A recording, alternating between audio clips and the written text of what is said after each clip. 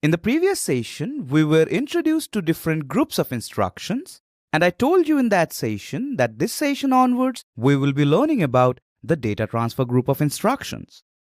So as promised, from this session onwards, we will be focusing on the instruction types, and once we learn about a particular instruction type, thereafter we will also learn all the different variations or the actual instructions of that particular type. So in this session, we are going to learn about the instruction types MVI R, D8 and MOV R1, R2. So without any further ado, let's get to learning. Coming to the topics that we are going to cover in this session, at first we will learn about the instruction type MVI R, D8, and thereafter we will learn about the instruction type MOV R1, R2. Remember, both of these types fall under the group data transfer instructions. So let's begin with the instruction type MVI R, D8.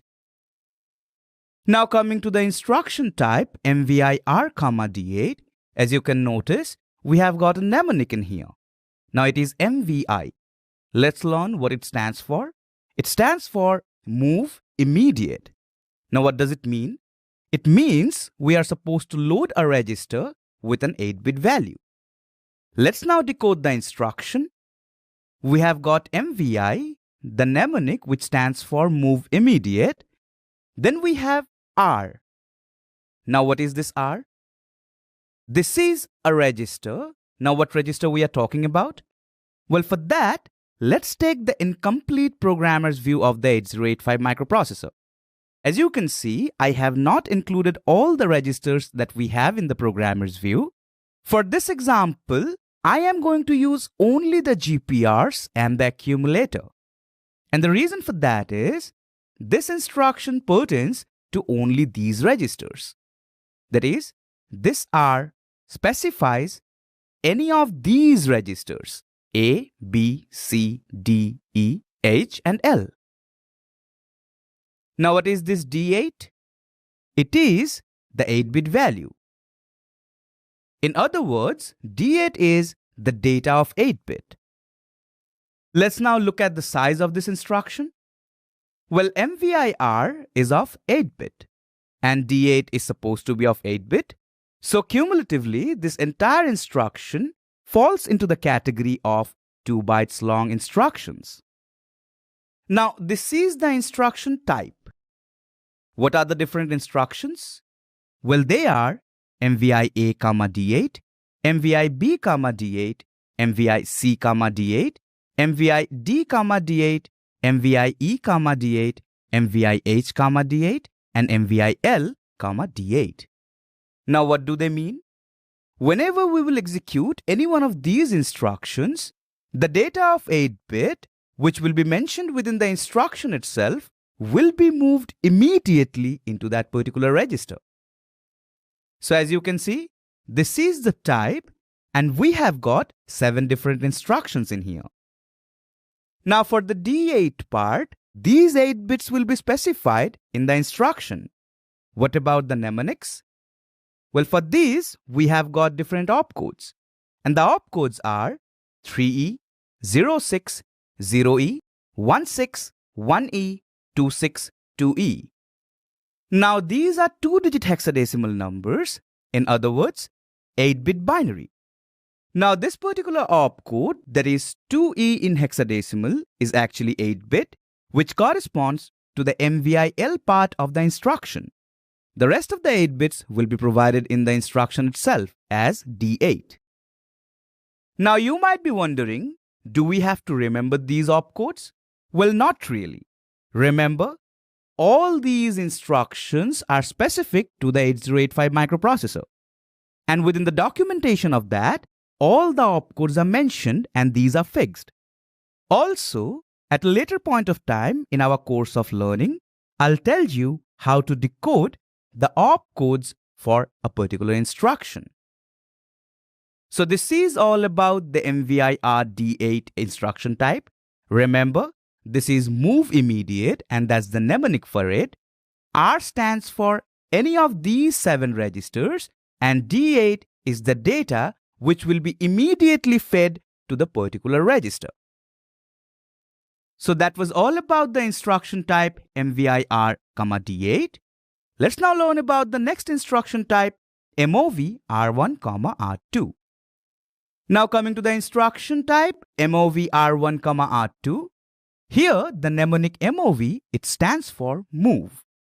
Now what does it mean? It means we are supposed to load the register R1, that is this register which will be specified in the instruction, with the value in the register R2, that is the second register which will also be specified in the instruction itself. So let's now decode the instruction. Here, as you can see, we have got the mnemonic MOV, which stands for move, and then we have got R1, which is a register, as I mentioned earlier. Thereafter, we have the separator comma, and finally, by the end, we have R2, which happens to be another register. Now, what register we are talking about? Well, the same registers which are in this incomplete programmer's view of 8085. Now, in this instruction, R2 happens to be the source of the data, which is to be moved to R1, that is the destination. Let me illustrate the functionality of this instruction with an example. Say within the accumulator register, that is A, initially we have the data A3. Observe, it is a hexadecimal value, so 2-digit hexadecimal is 8 bits. Now say within the B register, that is the general purpose register B, we have got the value 7E. Now if we want to move the content of the B register into the accumulator register, we will need this instruction, that is MOV A, B. In this specific instruction, B is the source and the accumulator register or A is the destination. So if the 8085 microprocessor executes this code, the content within the B register, that is 7E, will be copied to the accumulator register.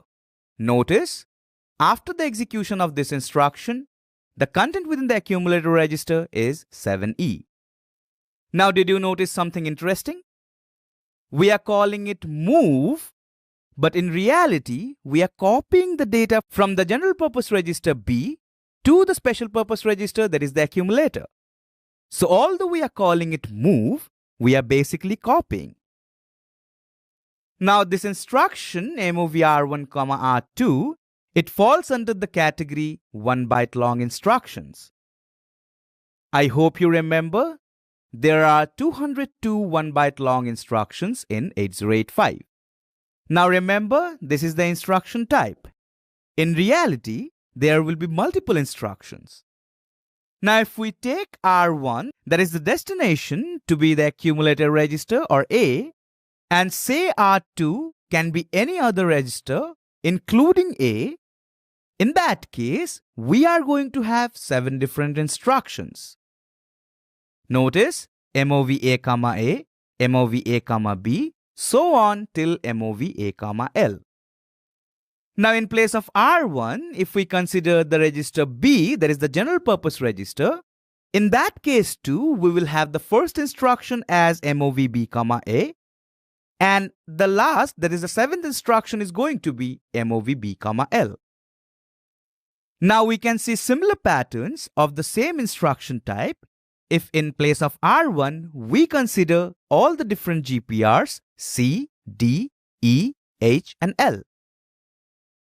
So clearly, if you notice, we have got 7 different registers, and for all those 7 registers, in the place of R2, we can also have 7 different variations.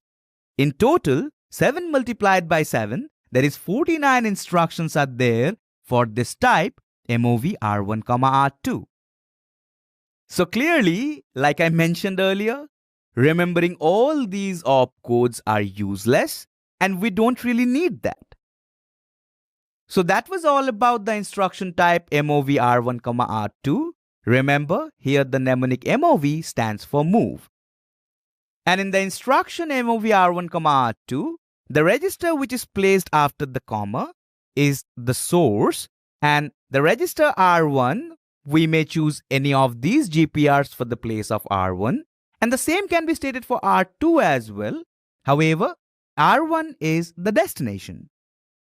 Also, this instruction holds only 1 byte memory space within the memory. So in this session, we covered the topics, the instruction type MVI R, D8. Do remember the data of 8-bit is going to be moved immediately to the register which will be specified this position R. Coming to the next instruction type, which we also have covered, MOV R1, R2. Here also, R2 is the source and R1 is the destination.